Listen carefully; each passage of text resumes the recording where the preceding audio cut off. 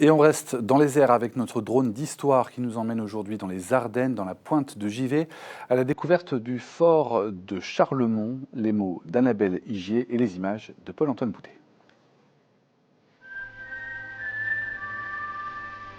J'ai été construit à 80 mètres de hauteur, le long d'une falaise bordant les rives de la Meuse, et pendant des siècles, moi, le fort de Charlemont, j'ai été tout simplement imprenable.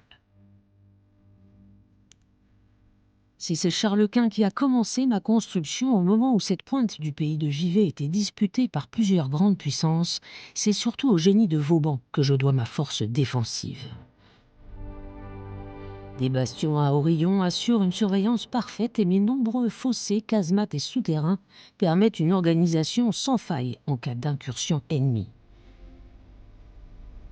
Un tunnel permet même le ravitaillement de mes hommes en munitions et nourriture lors des sièges que j'ai pu connaître. J'ai abrité des milliers d'hommes, j'en ai perdu aussi lors des défaites face aux Prussiens en 1815 ou face aux Allemands en 1914. Mais de ces défaites, les militaires ont toujours su trouver de nouveaux aménagements pour me renforcer. En 1940, je repousse l'avancée allemande, mais une artillerie puissante parvient à me faire tomber. Quand la paix revient, je deviens le premier centre d'entraînement pour les commandos de l'armée française, une fierté. Après le départ des militaires, la nature reprend peu à peu ses droits. Je suis même classé comme une réserve naturelle car j'abrite 11 espèces protégées.